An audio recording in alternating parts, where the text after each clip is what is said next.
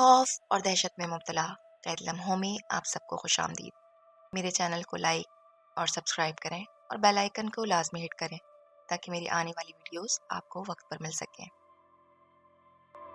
فریحہ کو بچپن سے ہی ڈاکٹر بننے کا جنون کی حد تک شوق تھا۔ جب وہ 9ویں جماعت میں پہنچی تو اس نے اپنے سائنس کے سبجیکٹ میں بہت محنت کی۔ ذہین اور پڑھاکو تو وہ ہمیشہ سے ہی تھی، جب ایگزام قریب آنے لگا تو اس نے اپنی پڑھائی کے لیے دن رات ایک کر دیا۔ اس رات 2 بجے کے الارم پر جب وہ پڑھنے کے لیے اٹھی تو دوسری جانب سوئی اس کی بڑی بہن ہادیہ نے اسے گھر کے ڈرائنگ روم میں جا کر پڑھنے کی ہدایت کی، کیونکہ فریحہ کے اونچی آواز میں پڑھنے کی عادت سے اسے سخت کوفت ہوتی تھی اور اس کی نیند بھی خراب ہوتی تھی۔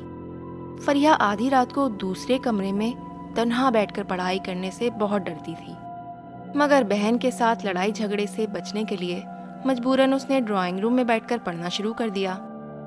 ابھی اسے چند دن ہی گزرے تھے یوں آدھی رات کو اکیلے کمرے میں بیٹھ کر پڑھتے کہ اسے یوں محسوس ہونے لگا کہ جیسے اس کے آس پاس کوئی ہے جسے اس کی موجودگی بالکل پسند نہیں۔ اس رات تو اسے یوں لگا جیسے کوئی غصے سے اسے گھور رہا ہے، اور یہ کہ اسے کسی کی تیز تیز سانس لینے کی آواز بھی سنائی دی۔ وہ بیچاری آنکھیں جھپکا جھپکا کر ادھر ادھر دیکھتی رہی، مگر سامنے کوئی ہوتا تو نظر آتا۔ اگلی رات الارم کی آواز پر جب وہ اٹھی تو سخت سردی کی وجہ سے ایک لمحے کو کانپ سی گئی۔ پھر ہمت کر کے اپنے بستر سے نکلی، اپنا اسکول بیگ اٹھایا اور ڈرائنگ روم کی طرف بڑھ گئی، جو تمام کمروں سے ہٹ کر الگ ایک کونے میں تھا۔ وہ ڈرائنگ روم کا دروازہ کھول کر کمرے میں اندر داخل ہوئی اور لائٹ آن کرنے کے بعد جب وہ دروازہ بند کرنے کے لیے مڑی تو اسے کچھ عجیب سا احساس ہوا۔ اس نے ڈرتے ڈرتے جب پیچھے مڑ کر دیکھا تو خوف کے مارے اس کی سانس رکنے لگی۔ اس کے پیچھے ایک بندر کی شکل کی کوئی مخلوق تھی جس کا قد بھی بندر جتنا تھا، اور اس کے پورے جسم پر لمبے لمبے بال اور آنکھوں کی جگہ جیسے 2 انگارے دہک رہے تھے، جبکہ منہ پر تازہ خون لگا ہوا نظر آ رہا تھا۔ وہ خوفناک مخلوق فریحہ کی طرف خون خوار نظروں سے دیکھ رہی تھی۔ ادھر فریحہ بھی حواس باختہ سی خوف سے آنکھیں پھاڑے اور بنا پلکیں جھپکے اسے دیکھ رہی تھی۔ پھر اچانک جیسے اسے ہوش آیا اور وہ چیخیں مارتی ہوئی باہر بھاگی۔ وہ بلا بھی چھلانگیں مارتی ہوئی اس کے پیچھے لپکی۔ رات کے سناٹے میں فریحہ کی چیخوں سے جیسے پورا گھر لرز اٹھا اور اس کے سب گھر والے ہڑبڑا کر اٹھ بیٹھے۔ اس کی بڑی بہن ہادیہ نے دیکھا کہ وہ اندھا دھن کمرے میں دوڑی آئی ہے۔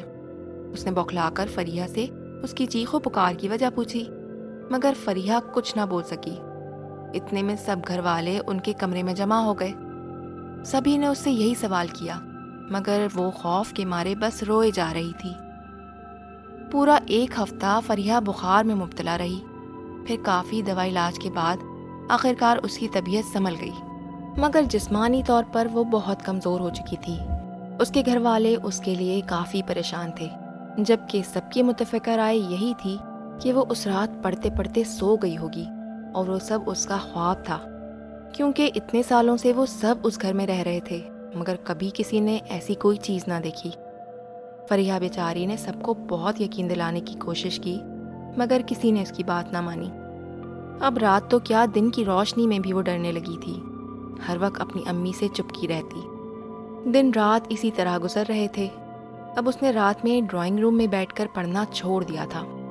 اس واقعے کو وہ بھولی تو نہ تھی، مگر کسی حد تک وہ سنبھل چکی تھی۔ اس دن اس کا بہت ضروری ٹیسٹ تھا۔ سنڈے ہونے کے باوجود بھی وہ ٹیسٹ کی تیاری نہیں کر پائی تھی، کیونکہ اس کے گھر میں مہمان آ گئے تھے۔ سارا دن یوں ہی گزر گیا۔ گھر کے کام کاج کر کر کے اس کی بڑی بہن ہادیہ بہت تھک گئی تھی اور اسے سخت نیند آ رہی تھی، تو اس نے فریحہ کو بالکل بھی اجازت نہ دی کہ وہ رات کو ان کے کمرے میں پڑھائی کرے۔ سو طے یہ پایا کہ وہ ڈرائنگ روم میں اپنی امی کے ساتھ رہے گی، کیونکہ اور کوئی کمرہ خالی نہ تھا۔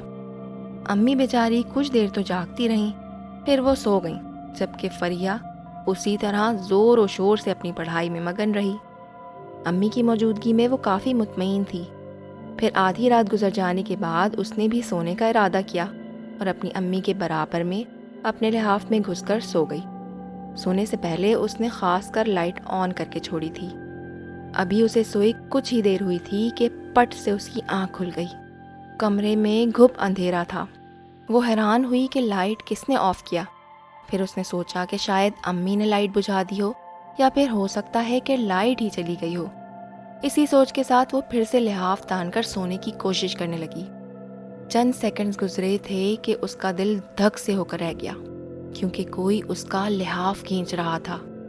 خوف کے مارے وہ اپنی ماں سے چمٹ گئی، اور پھر کسی نے اتنی زور سے لحاف کھینچا کہ پورا ہی لحاف اس کے اوپر سے اتر گیا۔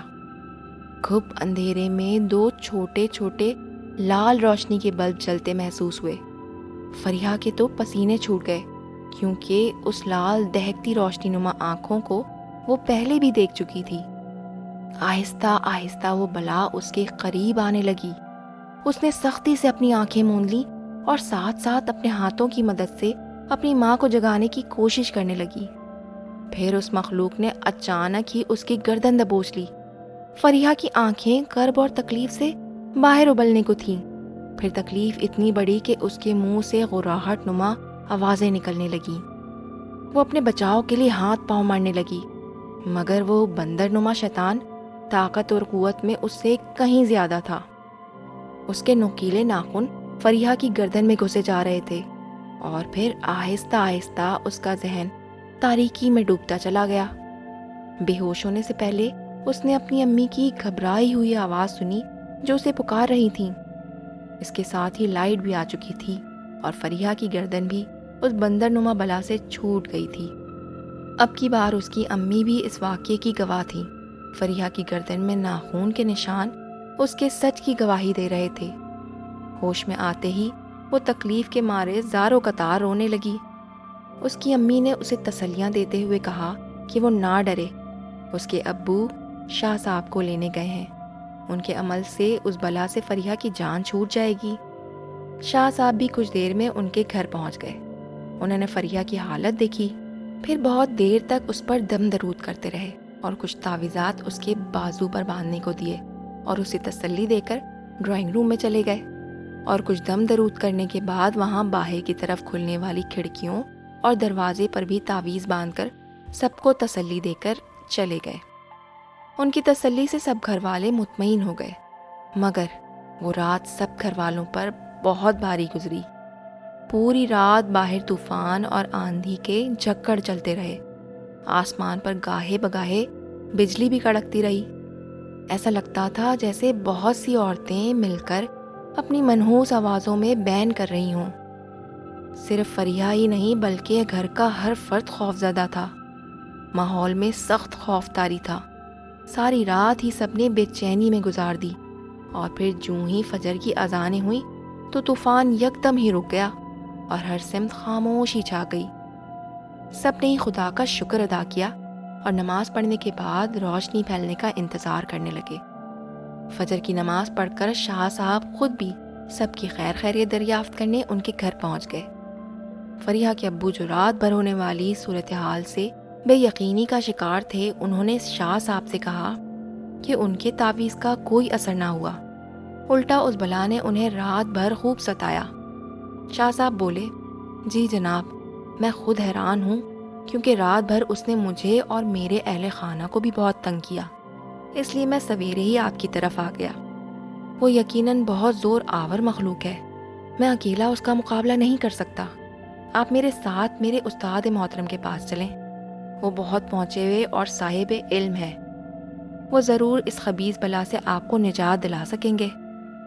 پھر فریحہ کے ابو اور اس کے بھائی اسی وقت ان بزرگ کو لینے نکل پڑے۔ ان لوگوں کو نکلے کافی وقت گزر چکا تھا۔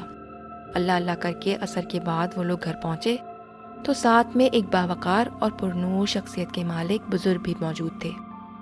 پہلے وہ آنکھیں بند کیے بہت دیر تک مسلسل کچھ پڑھتے رہے، پھر وہ فریحہ کے ابو اور شاہ صاحب کو اپنے ساتھ آنے کا کہہ کر ایک کمرے میں انہوں نے ایک حصار قائم کیا، اور فریحہ اور اس کی امی اور بہن کو ہدایت کی کہ کچھ بھی ہو جائے وہ اس کمرے سے باہر نہ نکلیں، اور ساتھ ہی قرآنی آیات کا ورد کرنے کو بھی کہا۔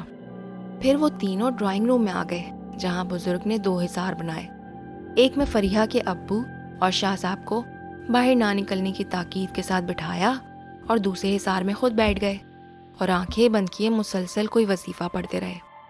کچھ ہی دیر گزری تھی کہ خوفناک گڑگڑاہٹ کے ساتھ پورے گھر میں جیسے زلزلہ آ گیا ہو۔ بزرگ نے آنکھیں کھولی اور اٹھ کر کمرے میں موجود شاہ صاحب کے باندھے ہوئے تعویذات اتار کر واپس اپنی جگہ پر بیٹھ گئے اور پھر سے وظیفہ پڑھنے لگے۔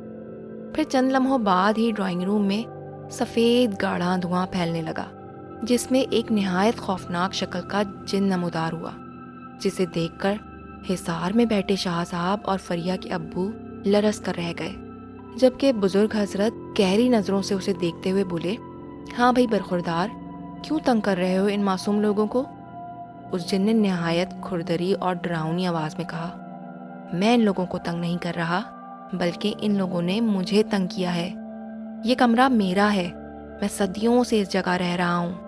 پہلے اس لڑکی نے مجھے تنگ کیا، میری تنہائی میں مغل ہوئی، اور پھر یہ سامنے بیٹھے مولانا نے اس جگہ تعویذ لگا کر مجھے میری جگہ سے بے دخل کیا ہے۔ اب میں ان لوگوں کو نہیں چھوڑوں گا۔ اتنا کہہ کر وہ جن نہایت اور خونخوار انداز میں غرانے لگا۔ بزرگ حضرت نے جن سے کہا، سنو برخوردار، یہ انسانی رہائش گاہ ہے، تمہیں اشرف المخلوقات کو ستانا زیب نہیں دیتا، بہتر یہ ہے کہ تم یہاں سے چلے جاؤ۔ اس بات پر جن نے کہکا لگایا اور بولا، جاؤں گا میں نہیں، بلکہ یہ سب یہاں سے جائیں گے، ورنہ میں سب کو جان سے مار ڈالوں گا۔ جن کی اس بات پر بزرگ صاحب نے غصے سے غضبناک ہو کر کہا، تجھے شاید پیار کی زبان سمجھ نہیں آتی، تو دیکھ اب میں تیرا کیا حال کرتا ہوں۔ یہ کہہ کر انہوں نے اپنی جیب سے شیشے کی خالی بوتل نکالی اور تسبیح کے دانوں پر تیزی سے کچھ پڑھنے لگے۔ کچھ ہی لمحے گزرے تھے کہ اس جن کی اذیت میں ڈوبی آواز سنائی دی، بند کرو، بند کر دو یہ پڑھنا، میں چلا جاؤں گا یہاں سے، کسی کو کچھ نہیں کہوں گا، مجھے تکلیف مت دو، میں مر رہا ہوں۔ وہ جن تکلیف سے بلبلا رہا تھا، مگر عامل بزرگ نے اس کی ایک نہ سنی اور مسلسل وظیفہ پڑھتے رہے، اور پھر خالی بوتل کو حصار سے باہر رکھ دیا۔ کچھ ہی دیر میں اس جن کی جگہ گہرا گاڑھا کالا دھواں تھا، جو تیزی سے بوتل میں داخل ہو گیا۔ اتنے میں عامل صاحب نے جھٹ سے بوتل کے منہ پر ڈھکن لگا کر اس کو بند کر دیا۔ پھر کچھ لمحے بعد وہ مسکرا کر فریہ کے ابو سے مخاطب ہوئے اور کہا، اب وہ جن آپ کو تنگ نہیں کرے گا، میں جلد از جلد اس کو ٹھکانے لگا دوں گا۔ اگر اسے چھوڑ دیتا تو وہ ضرور آپ لوگوں کو نقصان پہنچاتا۔ اب آپ کا گھر اس کی شر سے محفوظ ہے، مجھے اجازت دیں۔ یہ کہہ کر وہ شاہ صاحب کے ساتھ واپس چلے گئے۔ پھر گزرتے وقت کے ساتھ ساتھ فریہ بھی نارمل ہو گئی، مگر جب بھی وہ اس خوفناک رات کے بارے میں سوچتی تو اس کے رونگٹے کھڑے ہو جاتے۔